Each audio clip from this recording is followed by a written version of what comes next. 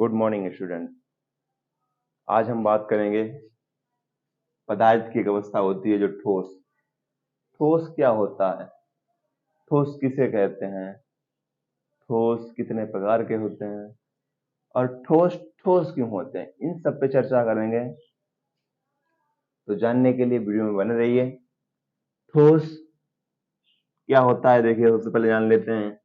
जो ठोस होता है, ये पदार्थ की जो अवस्थाएं होती हैं, तीन अवस्थाएं जो बताई थी। चौथी अवस्था प्लाज्मा होती है और पांचवी बोस आइंस्टीन होती है और छठी एक व्यवस्था और होती है जिसमें ये व्यवस्थाएं होती हैं। उनको भी मैंने नहीं पढ़ा है, लेकिन आगे के उनको भी हम पढ़ेंगे। तो ठोस जो पदार्थ की अवस्था होती है, ये ठोस पदार्थ की अवस्था होती है। तो ठोस अवस्था जो होती है, ठोस अवस्था है वो ट्वेल्थ ट्वेल्थ का एक पूरा फर्स्ट चैप्टर ही ठोस अवस्था बन गया है। का है केमिस्ट्री। तो जो क्लास 12 है, जो क्लास 12th है, इसमें चैप्टर फर्स्ट जो है वो पूरा ठोस अवस्था पर आधारित है। पदार्थ की अवस्था जो ठोस है। तो जानते हैं ठोस क्या होता है। ठोस क्या होता है, हमने सबसे पहले बात की है, फर्स्ट या सेकंड वीडियो में बात की है कि ठोस में क्या होता है कि आयतन होता है, आयतन होता है और इसमें आकार होता है।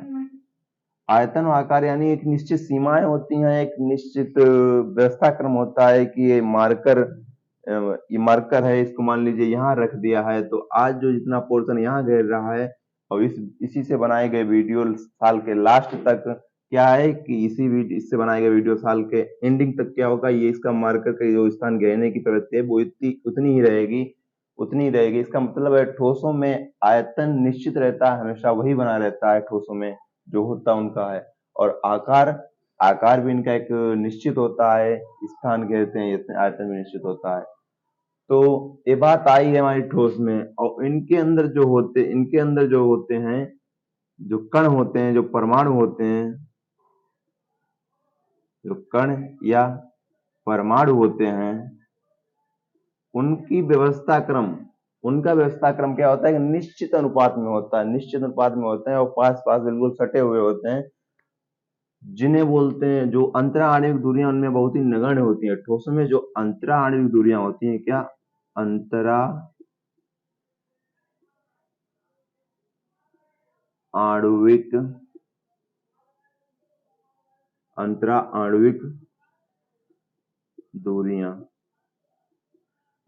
दूरियां होती हैं, बहुत ही नगण्य होती हैं।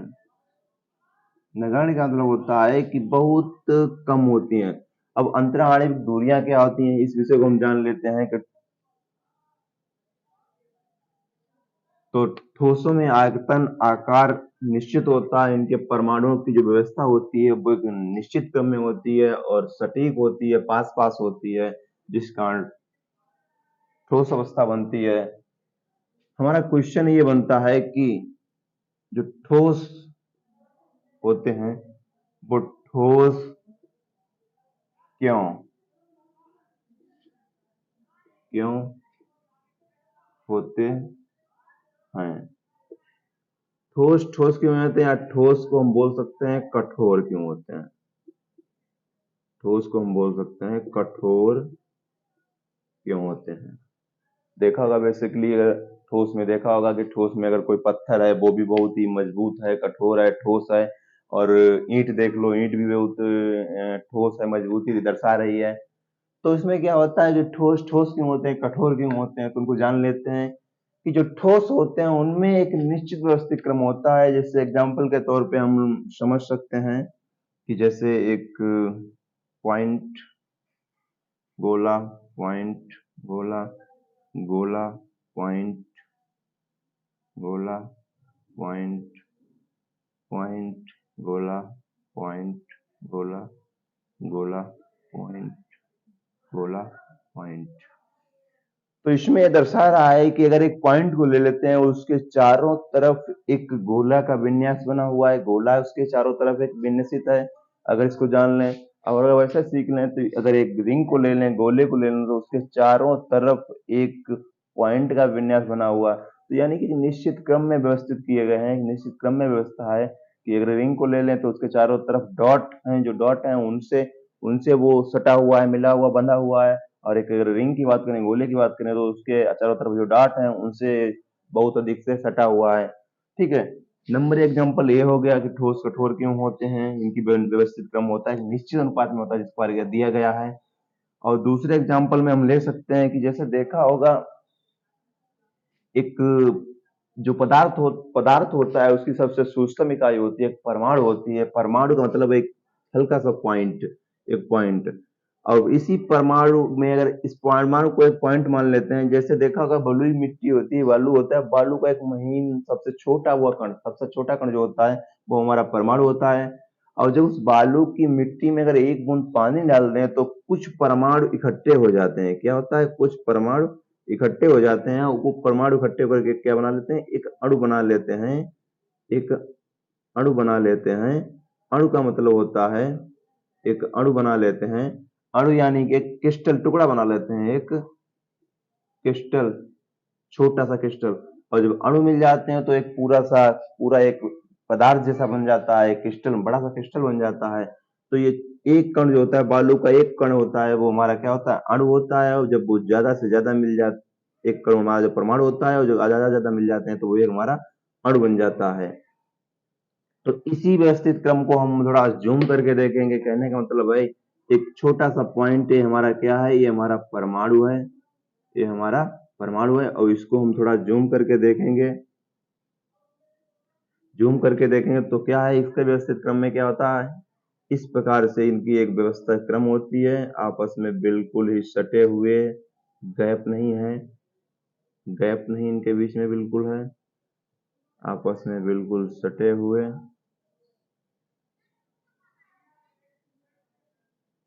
आपस में बिल्कुल सटे हुए होते हैं। इनके बीच में गैप बहुत कम होता है, नगण्य होता है।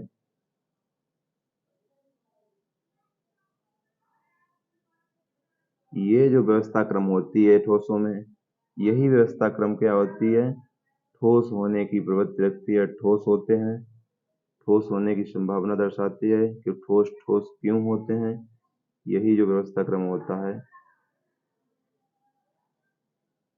तो ये जो जो जूम करके हम दिखाए हैं, थोड़ी बड़ी बड़ी रिंग जो बनाई हैं, गोले जो बनाए हैं, वो गोले जो हैं वो हमारे एक तरह से छोटे परमाणुओं को हमने जूम करके दिखाया। एक एक पॉइंट जो है, ये ठीक एक छोटी सी इसका भाग, एक परमाणु, उसको थोड़ा जूम करके दिखाया। तो जो एक ठोस बनाया जाता है तो उनमें जो परमाणु होते हैं वो, उनका व्यवस्थित क्रम ऐसा होता है कि उनके बीच में कोई डॉट नहीं होता है।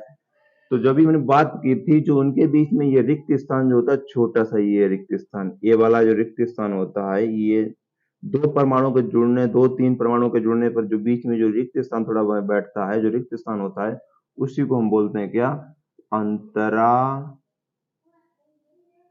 अंतराण्विक अंतराण्विक दूरियां, अंतरा आणविक दूरियां, यही जो होती हैं वो हमारी अंतराणविक दूरियां होती हैं। और अंतराणविक दूरियां जितनी कम होंगी, ठोस उतना ही मजबूत होगा, उतना ही कठोर होगा, उतना ही ठोस होगा। तो ठोसों में अंतराणविक दूरियां बहुत ही नगण्य होती हैं, तो इसीलिए इन्हें क्या बोलते हैं? ठोस बोलते हैं। क्योंकि जब इनके बीच में अंतराणविक दूरियां नगण्य होती हैं तो इनके बीच में स्पेस नहीं होता। स्पेस होने ना होने के कारण जब इसको किसी ठोस को हम दाबते हैं तो वो पूरी तरह से दबता नहीं। क्यों नहीं दबता है? क्योंकि ये छोटा सा परमाणु जब जुड़ा हुआ है तो इनके बीच में दूरियां हैं नहीं ज्यादा, तो दबेगा ही नहीं, इसीलिए टूटता नहीं है।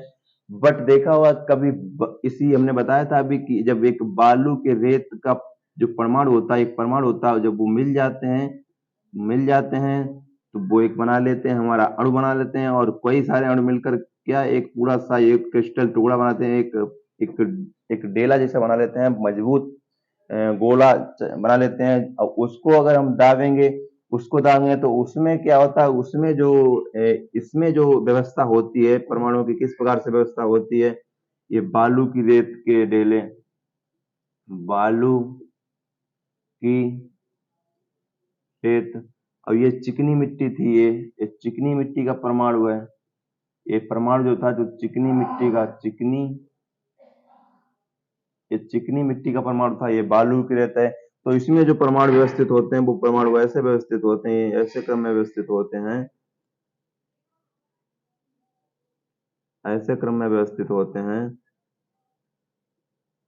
कि उनके बीच में अंतराणविक दूरियां बहुत अधिक होती हैं। कि देखो ये स्पेस इतना सारा छूटा है, इतना सारा स्पेस छूटा है, तो ये जो इनके बीच में जो रिक्त स्थान जो छूट रहा है, इनके बीच में जो अंतराणु छूट रहा है, तो बालू के रेत के जो वो होते हैं, परमाणु जो होते हैं, उनका विन्यास इस प्रकार से होता है कि उनके बीच में अंतराण्विक दूरियां जो होती हैं बहुत अधिक होती हैं, जिस कारण क्या होता है कि इनको अगर हम दावेंगे, इस डेले को अगर दावेंगे तो जल्दी से फूट जाता है। बालू का डेला होता है वो जल्दी से फूट जाता है।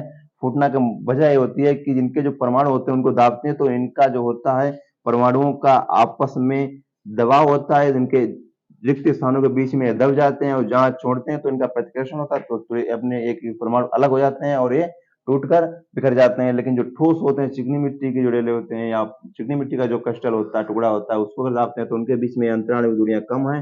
अंतराणु दूरियां कम होने के कारण क्या होता है कि इनको अगर हम दाबेंगे तो ये उतने उतने कम स्पेस की वजह से क्या पूरी तरह दबते नहीं है, और दब नहीं पाते हैं तो क्या होता है ये प्रतिकर्षित नहीं होते हैं। प्रतिकर्षित न होने का इनकी जो बॉन्डिंग होती है, आपस में जो बंधे हुए हैं वो टूटते नहीं, इसलिए क्या होता है ठोस कठोर होते हैं और ठोस ठोस होते हैं।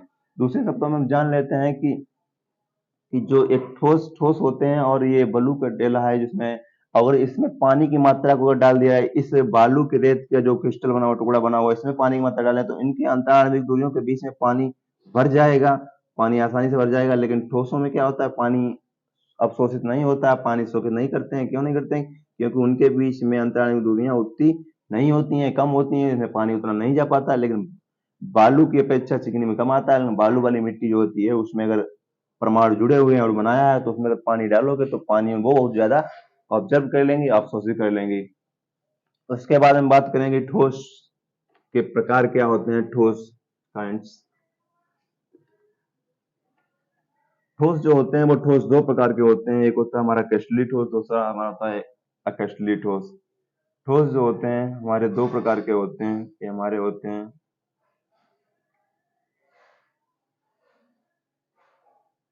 टू टाइप्स होते हैं हमारे।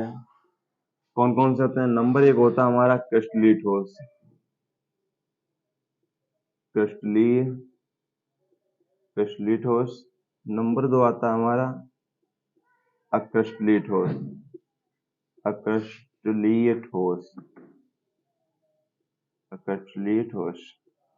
क्रिस्टलीय ठोस क्या होता है? क्रिस्टलीय ठोसों का अभी हमने पीछे एग्जांपल बताया था कि जैसे कोई विन्यास दिया गया है कि एक डॉट है, रिंग है, डॉट है, रिंग है, ठीक है, और उसके बाद में डॉट, फिर रिंग, रिंग फिर डॉट, फिर रिंग, फिर डॉट, एक बाद में फिर डॉट, फिर ring, dot, ring, ring, dot, ring, dot. तो क्या होता है, इसने देखा था कि एक रिंग के चारों तरफ, एक गोले के चारों तरफ क्या है, डॉट विन्यसित है, और एक गोले के तरफ चारों तरफ रिंग विन्यसित है। किसी भी एक को ले लेंगे तो उसके चारों तरफ उसका एक विपरीत परमाणु, यानी कि एक रिंग और एक डॉट के अंतर में कि अगर रिंग को ले लिया तो उसके चारों तरफ एक डॉट विन्यसित है, और एक गोले को ले लिया या एक डॉट को ले लिया तो उसके चारों तरफ एक गोला विन्यसित है, रिंग विन्यसित है। तो इस प्रकार जो एक निश्चित व्यवस्था क्रम में होते हैं वो ठोस होते हैं, उनका एक निश्चित व्यवस्था क्रम होता है, और इनमें जो परमाणु जुड़े होते हैं, अभी मैंने बताया था, जो परमाणु जो जुड़े होते हैं तो उनके बीच में जो अंतराण्विक दूरियां होती हैं वो नगण्य होती हैं। अंतराण्विक दूरियां नगण्य होती हैं, जिस कारण क्या होता है ये क्रिस्टलीय ठोस बनते हैं, मजबूती से बनते हैं, और एक निश्चित क्रम में व्यवस्था होती है इनकी है। तो एग्जाम्पल के तौर पर इसके एग्जाम्पल होते हैं, एक हीरा हो गया, हीरा बहुत मजबूत होता है। दूसरा हमारा नमक हो गया, NaCl, नमक की व्यवस्था क्रम हो गई। तो ये हमारे एग्जाम्पल के तौर पे आते हैं। तो इसी इन्हें बोलते हैं क्रिस्टलीय ठोस। और अक्रिस्टलीय ठोस क्या होते हैं? अक्रिस्टलीय ठोसों में क्या जो होता है, जो विन्यास होता है वो एक निश्चित क्रम में नहीं होता है। कहने का मतलब है कि एक परमाणु जुड़ा है, दूसरा परमाणु जुड़ा है, तीसरा परमाणु जुड़ा है, चौथा परमाणु जुड़ा, पांचवा जुड़ा है, छठा जुड़ा, सातवां जुड़ा, आठवां जुड़ा है, नौवां जुड़ा, ऐसे परमाणु जुड़े होते हैं, लेकिन उनका कोई एक निश्चित क्रम नहीं होता है। उनके बीच में स्पेसिक दूरियां जो होती हैं वो बहुत अधिक होती हैं। यहाँ पे देखो स्पेसिक दूरियां, यहाँ कितने गैप हुआ, यहाँ कितना गैप हुआ। तो इनके जो परमाणु जुड़े होते हैं वो एक निश्चित क्रम में नहीं जुड़े होते हैं। इसके निश्चित क्रम में नहीं जुड़े होते हैं, इसलिए इनके बीच में कहीं देखा होगा कि प्लास्टिक तोड़ो तो उनके अंदर स्पेसिफिक दूरियां दिखती हैं, स्पेसिफिक होल दिखते हैं प्लास्टिक को देखो। तो इसका एग्जांपल यही होता है, नंबर 1 प्लास्टिक होता है, नंबर 1 प्लास्टिक। और इसके जो परमाणु होते हैं उनके बीच में गैपिंग बहुत होती है, और गैप होने के कारण क्या होता है कि ये अकशली ठोस की प्रवृत्ति रखते हैं। नंबर 2 पे एक रबड़ आता है, थोड़ा लचीला होता है, इसीलिए रबर रबर आता है। ठीक है, रबर के अलावा इसमें कांच भी एक अकशली ठोस में आ जाती है, प्लास्टिक कांच हुई, ये कांच भी आती है, इसी में है। तो इनमें जो परमाणुओं का व्यवस्था क्रम होता है कि निश्चित क्रम में नहीं होता है।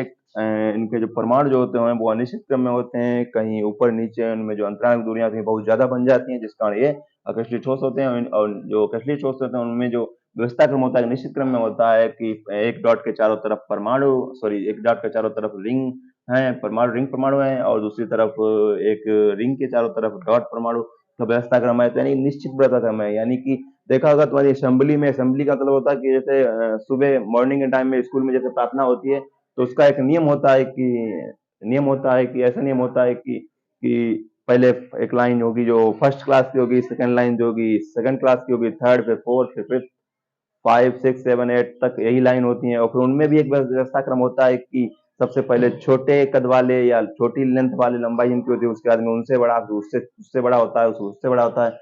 तो ठीक उसी क्रम में ये भी व्यवस्थित है कि एक के बाद एक बड़ा या एक के बाद एक छोटा क्रम। तो वो क्रम जो हमारा था वो कैस्टली ठोस की क्रम में दर्शाता। तो असेंबली में जो हमारी जो लाइन होती है, लाइनिंग जो होती है, उसको हम एक निश्चित क्रम में व्यवस्थित करते हैं, तो वो हमारा कैस्टली ठोस के एग्जाम्पल के तौर पे आएगा।